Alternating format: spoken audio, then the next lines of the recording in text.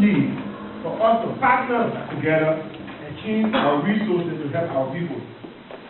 Just as those before us fought for a democratic Liberia, the challenge is ours today to evolve the deportation of our people.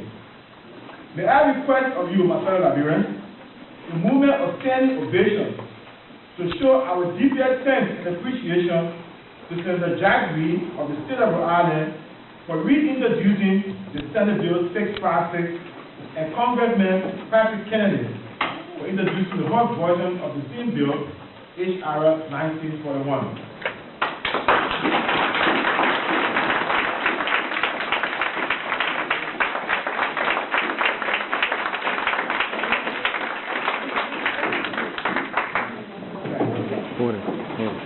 Senator Jack Reed and Congressman Kennedy have asked us Liberians to partner with each other and change our resources to have our respected lawmakers in Washington, D.C. to sign onto the bill. The passage of the bill requires the absolute involvement of all Liberians, irrespective of our social and economic background and rank of Liberia. Today, the leadership of ULAA salutes President Johnson for her effort in making an appeal to the U.S. government on the issue of TPS and having an exclusive meeting with ULAA to discuss this issue. And also, we do tell the President for making a speech on March 15, 2006 to the joint U.S. Congress and appealing for our Liberian brothers and sisters on TPS. The challenge of ensuring the passage of these two bills can be seen as the greatest foreign challenges of our generation that stands before us. Our people are pressing the deportation come October 2nd, 2007. If any single Liberian is deported simply because we fail to act as a people and a community, it means we have failed ourselves in addressing the key challenges of our time. I must remind you that organizations that succeed in the 21st century are those that engage in networking and collaboration. Let me repeat myself. I must remind you that organizations that succeed in the 21st century are those that engage in networking and collaboration. As Liberians, we have to network. As Liberians, we have to get involved. As Liberians, we cannot be isolated.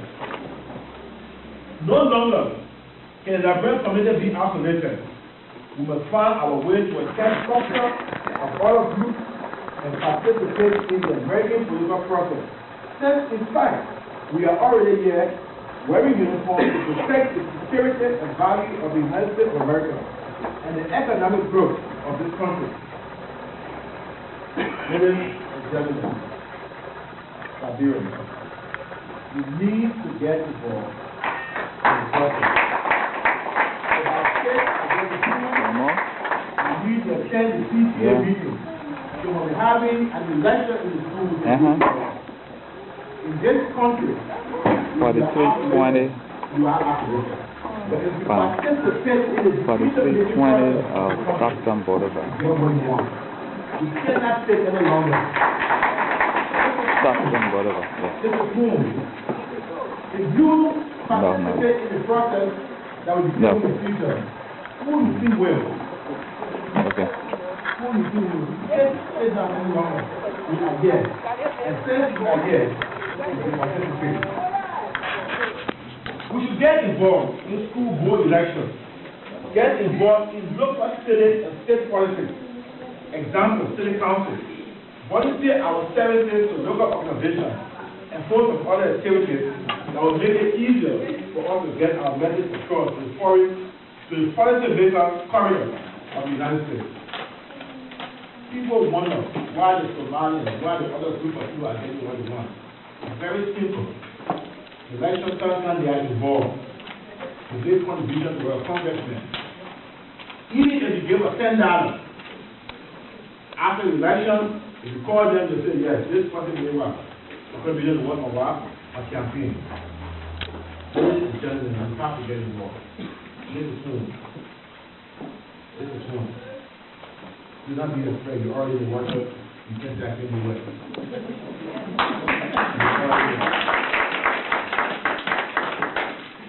Now, you can ask yourself a question. Are other Liberians involved in this process? As a direct result of Liberian in the state of Rhode Island political process, the ULAA chapter in Rhode Island has a direct access to the lawmakers in Washington, D.C.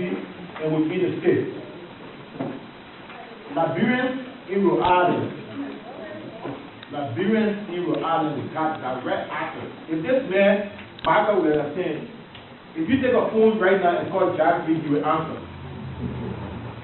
You know why? The Liberians in that area are involved. The election sometimes to get involved. And that's why today, for the past 10 years, the island has been leading this effort. It's not by mistake, because Jack Reed knows the power of Liberia. And I believe with everything in this world, that if you can get involved in the process in this case, when you call your governor, when you call the speaker, they will say, yes, this is what I want to answer.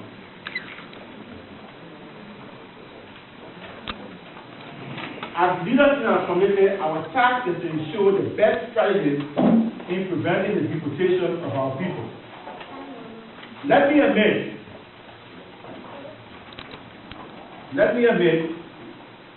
and let me say again, let me admit that we do recognize that the ultimate decision to avoid the deportation of our people squarely rests with the U.S. Congress and the President of the United States of America. Everything that we are talking, I want to let you know that we know for a fact that only the U.S. Congress and the President can start the deportation of our people. Then you will ask yourself a question, why are we here? If we know that only the President and the Congress can help us. Ladies and gentlemen, you only go to a bank that you have the money to withdraw. The bank that you don't have the money, you can't go to withdraw. So, however, we can have the U.S. authorities to remember that it was Liberia air, sea, land that the United States used to win World War I and World War II. You have to know that we have reached our point that we have to tell our friends that somewhere down the line we deposited something in your account and we have come our dividends. Somewhere in our history we provided you Broward International Airport as a mandate base. Somewhere in our history we gave you the free port of Monrovia as a mandate seaport. Somewhere in our history we gave you the Voice of America that you used in the Cold War. So we have come to you for our dividends. The speech I'm giving to you today is just a portion of what Madam Ellen Johnson delivered on March 15, 2006 in Congress. These things we are not making up of their history. They know it and we have to tell them. It was Liberia that provided the needed resources for the Voice of America to stand on to penetrate and influence the African decision-making process during the Cold War. It was Liberia, the people of Liberia, that provided the United States air, land, everything needed to win the war, the Cold War in Africa. It was Liberian land on which then the strategic financial raw plantation was built to support the security and economic growth of this country. Ladies and gentlemen, if you look at the history of this country and the economic strength of this country, you will find out that once upon a time, everything that did depended on rubber. And at the time, it was Firestone. And Firestone was where? In Nigeria. Firestone was in Malaysia. Firestone was in Malaysia. What happened? What didn't happen? we gave them all our land. And at the time, the United States depended on dollars. We are not coming to a bank while we don't have an account. We come to a bank that we are deposited something in. And what we are asking of you is to give our dividends.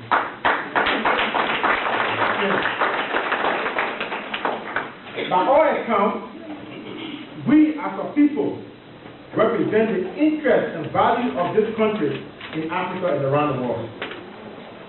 And I believe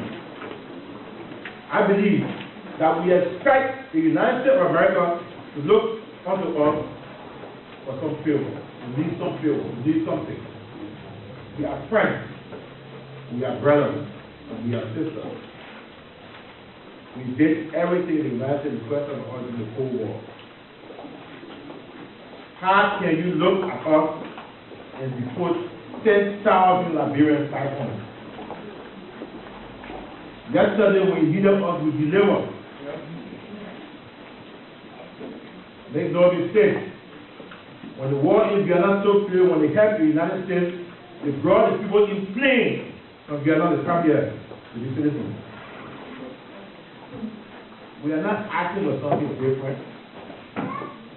We're asking for the same favor that you give other people. Give it to us.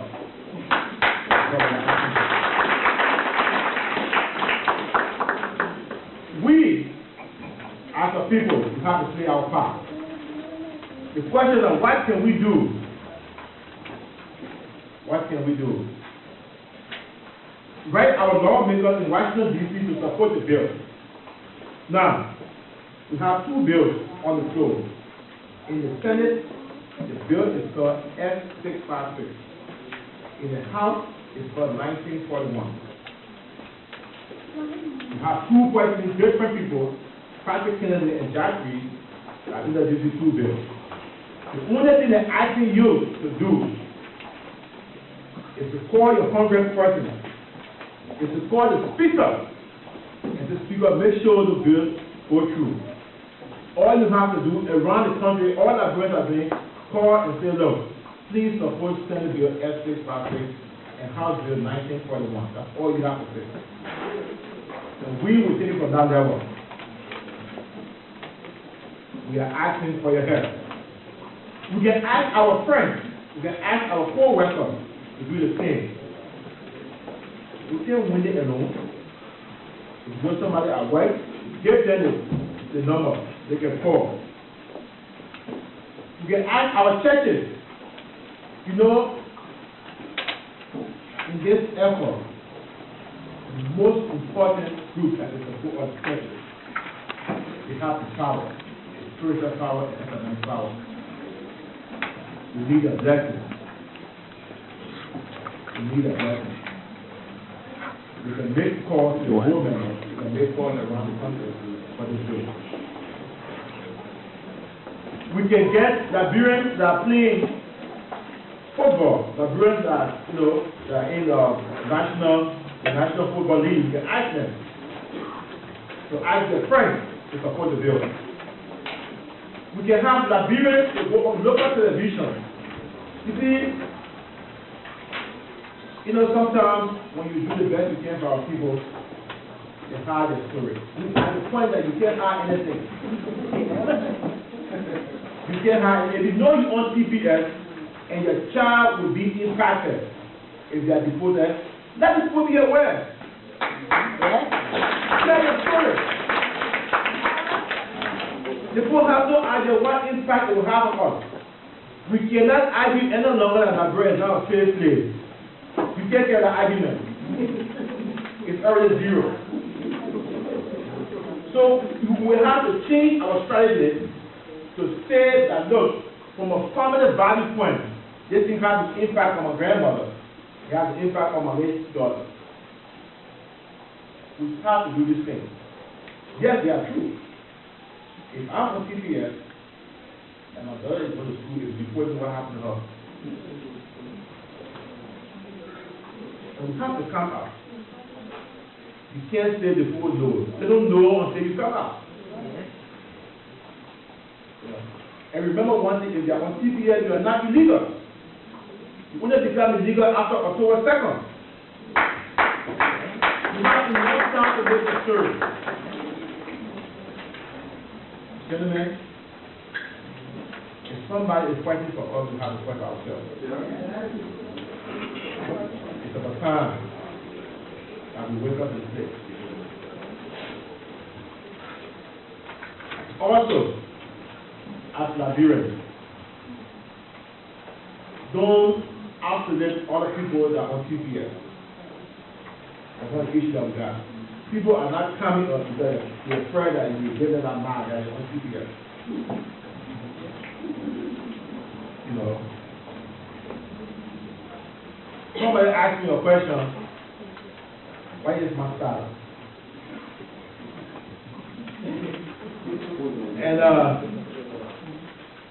told the person, I said, if I say I'm on TPS, you will say I only do things where I want to protect myself. And I went on and said, if I say I get green card, you say you know you know Georgia Liberia. So the best answer to that is that I'm fighting for my people.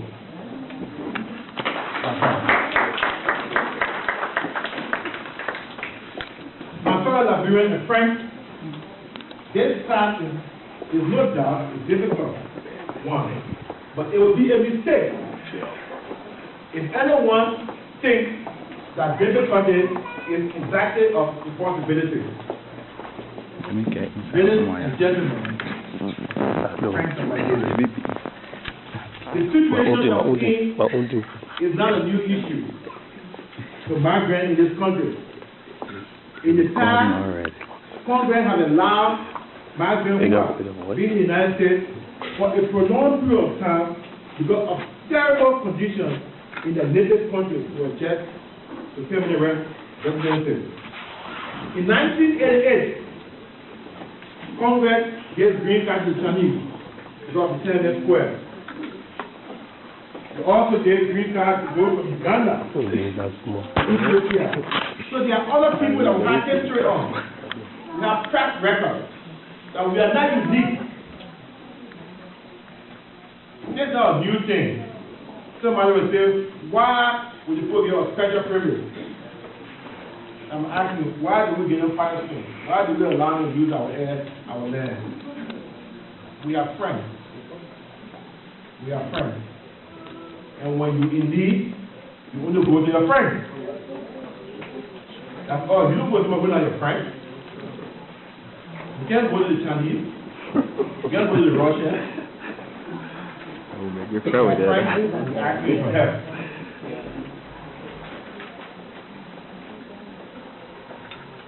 Fellow Liberians, if we have to succeed in this process, we must avoid the pitfalls that usually fall in the way of normal efforts such as this. We must avoid what becomes the Liberian way of seeing the crab mentality. What am I saying? We can't be fighting each other. You know when you have crabs and you together, you see how you can be doing like this? We fight each other. Now, if we begin to fight each other, at the end of the day, our people will be deported. It's about time that we be united. It's about time that we get involved in this country. It's about time that we tell our friends that we need you, just as we asked for yesterday. Ladies and gentlemen, friends of Liberia, we must partner together. We must change our resources together to protect our people. May God bless the United States of America. May God bless the Republic of Liberia. May God bless the Union of Liberian Association of America. Thank you. Thank you.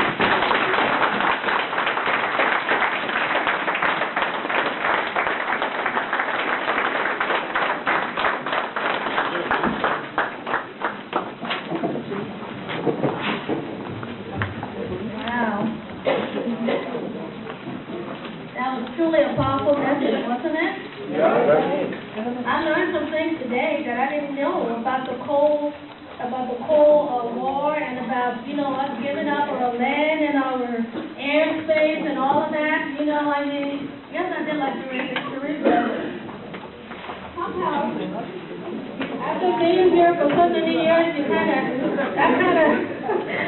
forget about that. But those are points that definitely we need to discuss as we have conversations with our leaders. And we do have some friends within the City Council of Sacramento, within the City Council of California. We do have people of contact that some of us have associated with and can call on to host a meeting or something and just kind of discuss our situation with them and see where they can take us. It's so important. We saw the whole of last week, the Mexicans, how they rallied together. They were on the streets of the Capitol for a whole week, or even longer than that. They rallied together because they want to make some changes in what's happening with them. And if they can pull together, there's nothing that is stopping us from doing the same thing. We are a people of strength. We are a people of unity. We are a godly people. And we know that with God, nothing is impossible. All right? So we can do this. October 2nd. It's just a couple of months away, but it's not impossible. We know the things that are impossible for man is not impossible for God. And we can do this. Fellow Liberians, we can do this. So let's pull up our bootstraps and do what we need to do to begin having conversations with people that we work with. Like the Honorable said, friends, some of us have relatives who are in high places. Some of us have relatives who are soccer stars, who are, in high position jobs that can talk to people that they know, that can make that phone call. Now, the Honorable, we need that phone number, because you know what? It's one thing to ask people to make a phone call. Some of us, we're kind of lazy. We don't want to go on the internet and kind of navigate and find out, okay, now which number do I need to call? So we need that phone number. And we need to get on it and pass that number on to as many people as we know. Because if each one of us can pass that information on to 5 or 10 of our brothers and sisters or friends, we can put a dent in what's going on. We in California here. This is our opportunity. This is our opportunity. And let's rise to the occasion like we've done so many other times. And we can make this work. I really want to thank you for your lesson. This was such a powerful word. And the interesting thing about it, I've been sitting in the corner, I've been taking notes, because we have one of the Liberian organizations that has this concern. We have the Sierra Leone organization, of which I'm part of the Honorable Union, right? I've already made that connection. And so, I'm going to carry on this information to the other side. So, it's really interesting that we're having this meeting today, because a lot of them were deported within the last couple of months. A lot of them were deported, and they do not have the strength that we have here today. So we can do this, and that information will be passed on to them definitely, so that they can work with us on this effort. Now, we're going to go into a question and answer period. I would like to, before we have one of our representatives come up and take the, go ahead and officiate the question and answer, I would like to ask each and every one of you, if you have a question, please make sure you can either write the question down or make sure the question that you're asking is not a question that somebody else has asked. Let's listen keenly to what is going to be said today. Because we want to make sure we do not only hear the information, we want to leave here with the correct information. And if there's something that you're not clear about, you can always talk to one of the members of AFLI, or you can talk to the delegates after the meeting is over. But get your questions together. Have it in your mind what it is that you want to ask. And we would ask that everybody who has a question, please raise your hand and please ask only one question so we're able to get to everybody in a timely manner and be able to fellowship a little bit after the meeting is over. Is that all right? Is that all right? Yeah, right. Okay. So I'll turn it over to Mr. Capet, and he will go ahead and he will officiate our question and answer period.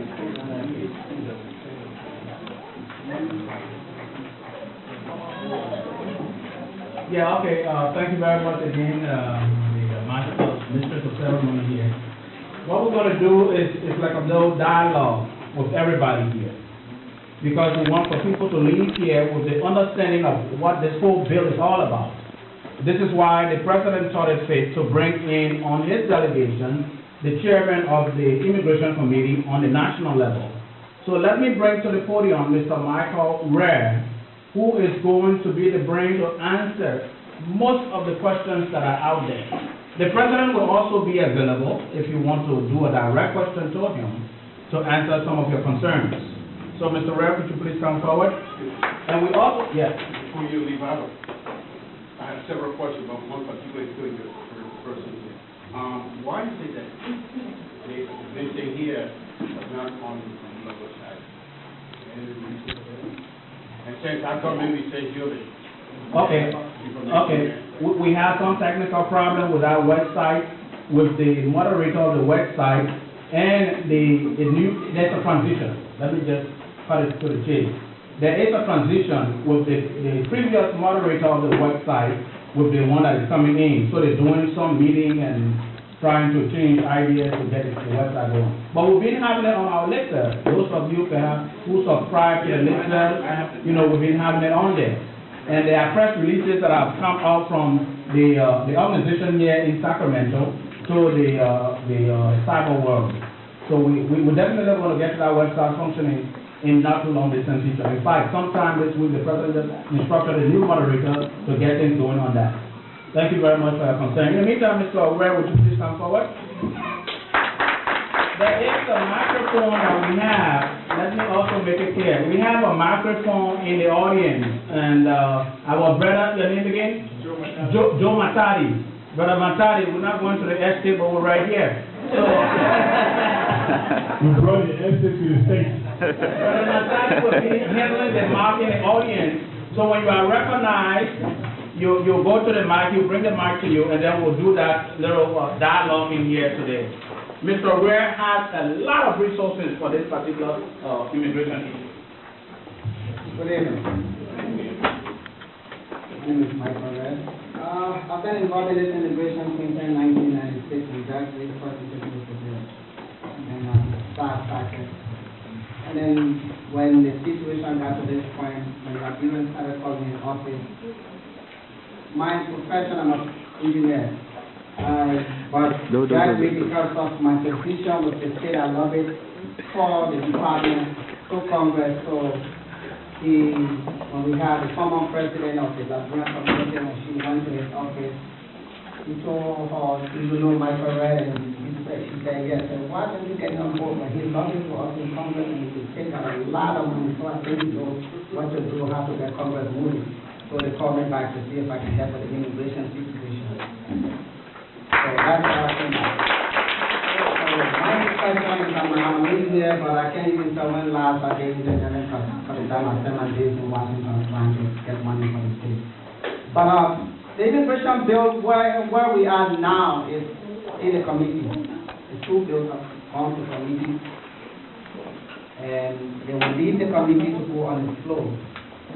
The reason why we're doing what we're doing is, in 1998, when the bill got on the floor, Senator Jack Green took 7 minutes arguing the Liberian immigration bill. The former Senator Phil Graham from Texas got up and took 3 minutes to defeat the bill, and every senator clapped for him. All he said was, I have no Liberian in my state because this is Jack Green's problem. I don't think you sit there and worry about your island Liberian when no other states have Liberian. Everybody went off clapping. And all because no Liberian in the state of Texas have contacted him. So when Senator Jackson came back, he said, listen, why don't you people do what we call the home visit? Contact them at home before they get to Congress, so that when I get on that floor to argue the bill, they will know that Liberians are in their state. And so we started this ground movement of reaching your contact with the state. And so every year we try to get as many Liberians as we can to please call their local congressional people to support the Liberian bill. And this year again we're doing the same thing. Some of you might have heard that the bill Liberian or ULAA is late. I think some of you might have also heard there's a national immigration reform bill that is being supported by the President of the United States. That national immigration bill has not yet been introduced. It will be introduced the week of May 14th. Right after Mother's Day. That's the goal. It might not be May 14th, but that week between May 14th to that Thursday, or Congressman West from Tuesday to Thursday. No.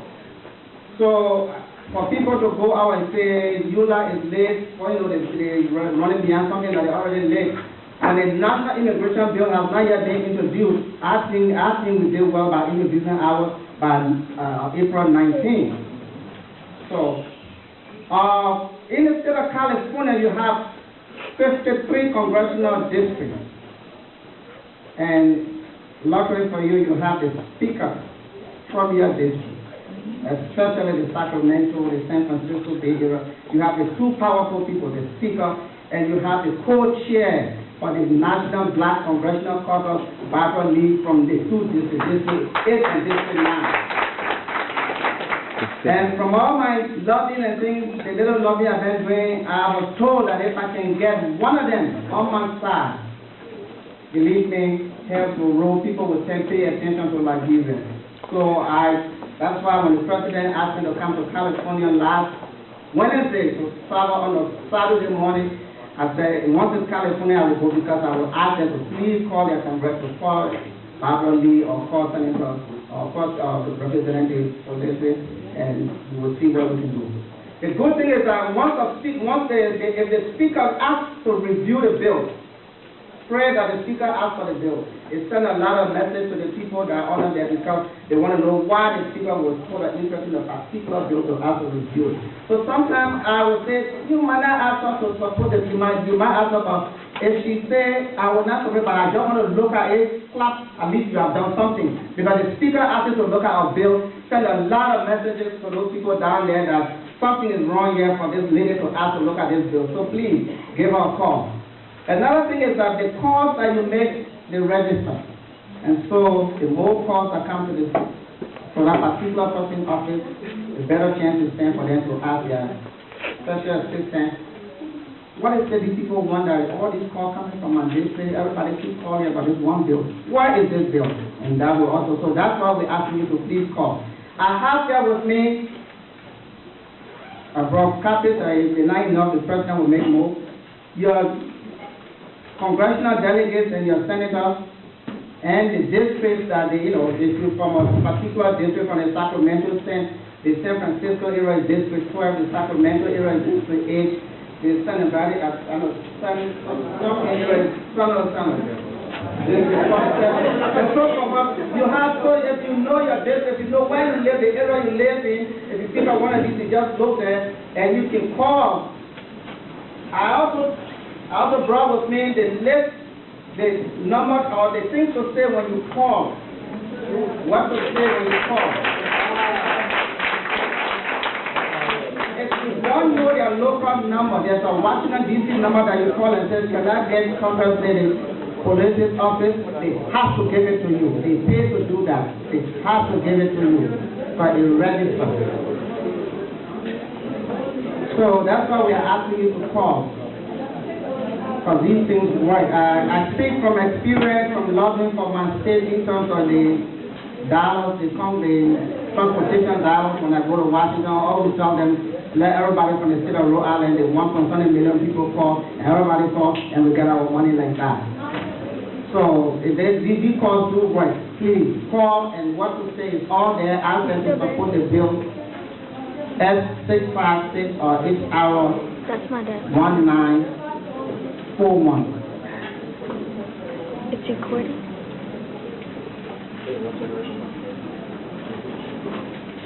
I also have there with me the list of the senators, the U.S. senators.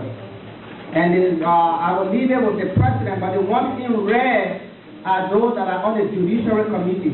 The way bills are working, especially when it comes to legal bills like that, it goes to the judiciary committee. Once they pass the judiciary committee, you stand a better chance of that bill passing on the floor.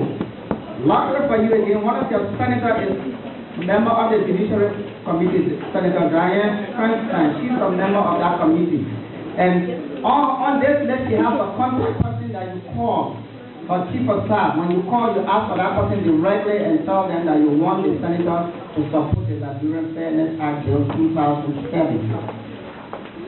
And what happened is that every congressperson, whenever they get back from the floor, when they leave the floor and go back to their offices, they call the chief of staff in to brief them on what happened while they were away. Or when she comes home and go back to Washington, that's the first thing she will do.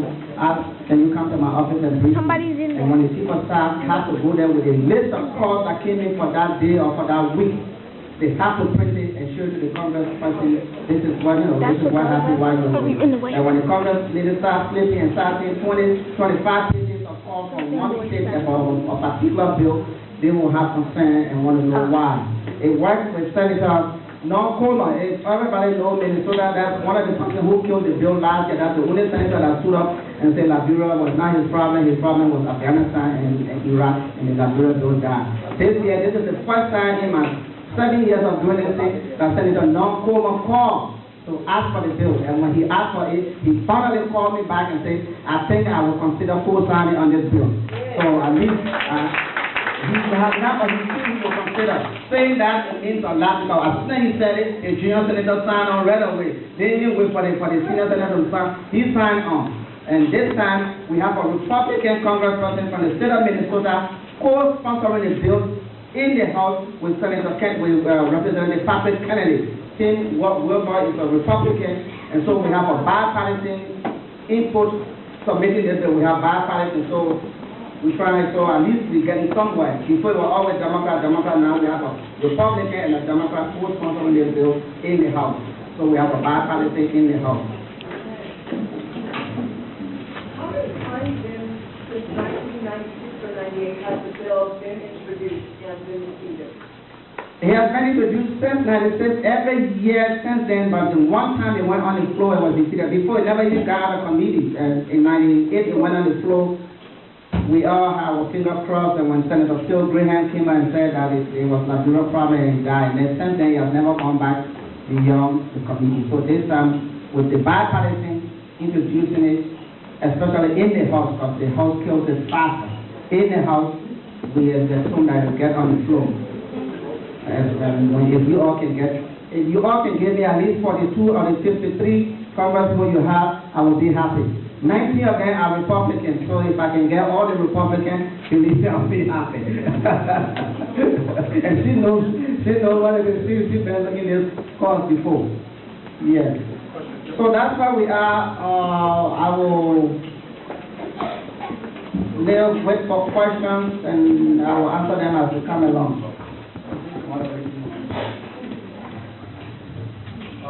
Excuse me, before we bring the first question with your question, we've just been notified by the, we have fire regulations in the city here. For those of you who have your cars parked in the driveway coming in and out of this facility, please remove your car and park. There is another reserve parking, I understand, somewhere along on this side here. So when you get out of here, we can make a right turn, and there's another reserve parking out there. But you cannot park in the driveway there, and because of fire regulations, we will be fined. So please, those of you that are parked in the driveway, please move your car. Okay, you can you can extend the mic to the first person to ask the question. Thank you very much, Mr. Chair for Immigration. My name is Joe Kapia. I report for Daily Observer, and I also publish a community newsletter here in Northern California. We call it West African Journal. And this is the time for us to inform our people who do not get on the internet. We have made a list of Liberians in Sacramento and the Bay Area.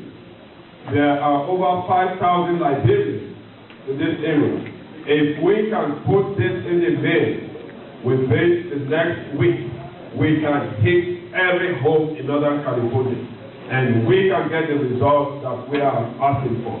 And I am willing to do that in conjunction with our association officers here. Thank you. So that was not a question, right? Question?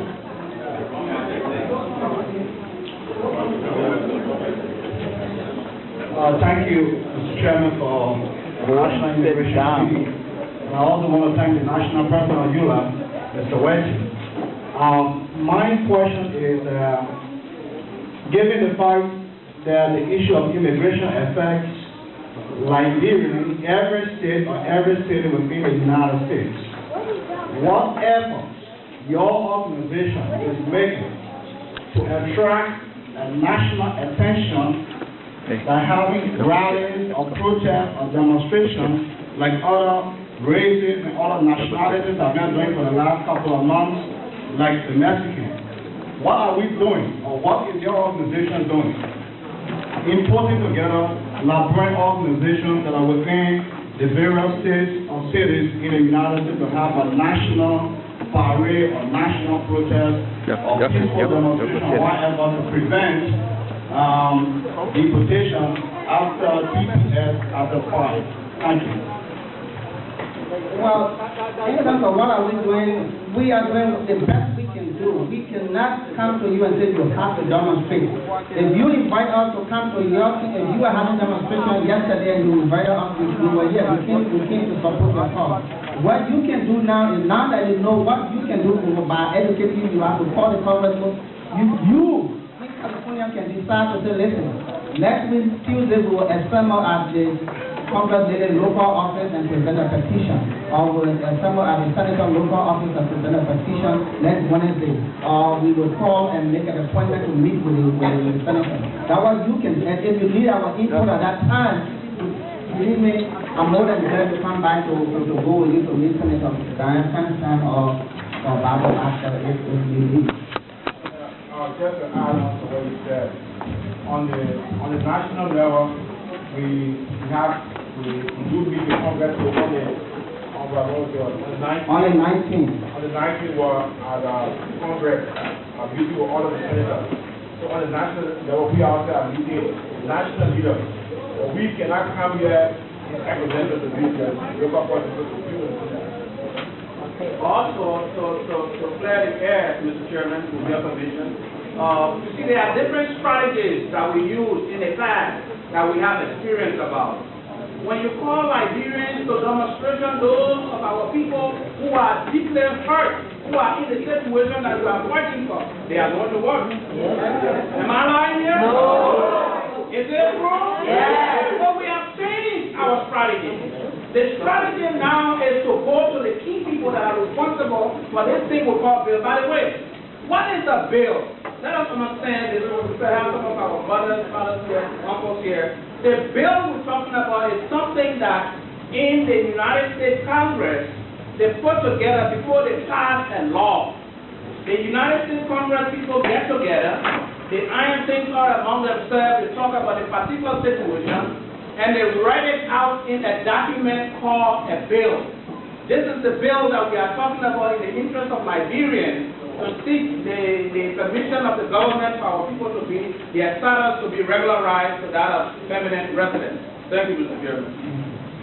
In addition to that again, right now I have an appointment, hopefully next week or sometime week after, with the chair for the Black Congressional Caucus. Every senator, when I was in Washington on the 19th, on the CPS, every senator I talked to, the first question they will ask me, have you gotten the Black Caucus on board yet? What's so important?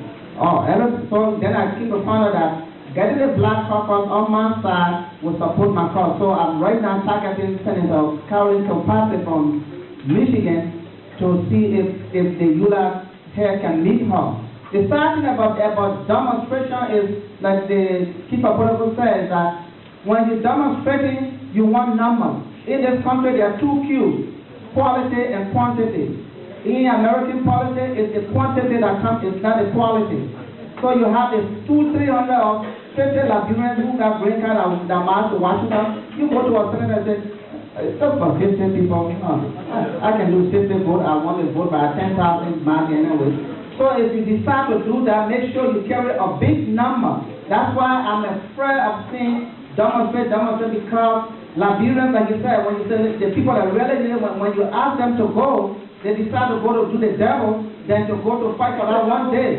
So I'd rather go in a smaller group and say, we'll plenty back and it's way behind it, than to go and say, we're coming, and we need to find out we only 10 people there, and you have the big publicity about demonstration, only 10 people show up, that just killed the congressperson who came. Question. My name is P. Gossi. I want to first thank you and the entourage for the very, very fine job you guys are doing for our citizens. Yours is one to be recorded as service to our country. But I'd like to start by saying that when you want to do anything like strategies with or precedent that you want to use, you have to look at how successful that precedent has been. Because if you're going to apply a precedent, that precedent must be a precedent that has a success story behind it. A precedent application for mere precedent's sake that will not give the result is not necessary. What I'm saying is that methods used in the past, you have to review those methods.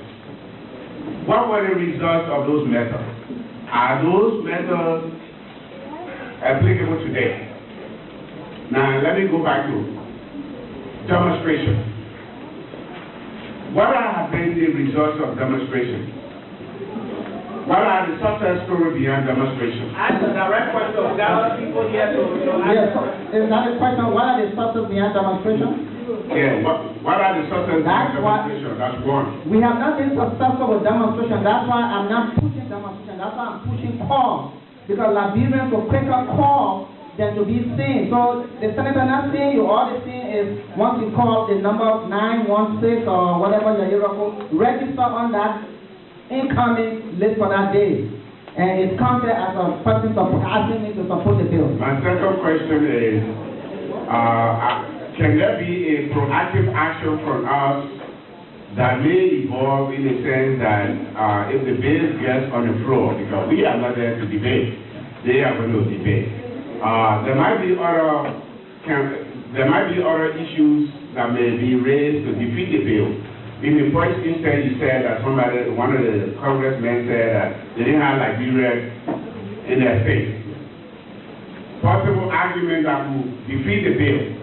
For example, when I got in here, I heard somebody speaking about the Chinese experience. Okay. Is there any way that we can capitalize on those precedents and forward it as part of the means to strengthen our arguments for the bill on the floor? Yes, yes and no. Yes, in that the president of Liberia on April 19 has just sent a letter that as much as she would like for her citizens to go home, she cannot accommodate a mass input of Liberian relevant because the economy, it will just ruin the economy and the situation will deteriorate from where it is now to worse. So she's asking Congress to do whatever they can to keep our citizens. So we can use that because like the president said, you can't say Liberia is not safe. The only weapon we have now is economic and conditions at home. And dropping 10,000 Liberia in Monrovia that is already jam-packed will definitely create problems and chaos for the present government. And she already alluded to that by sending that letter on April 19, asking Congressman Kennedy and whoever put in the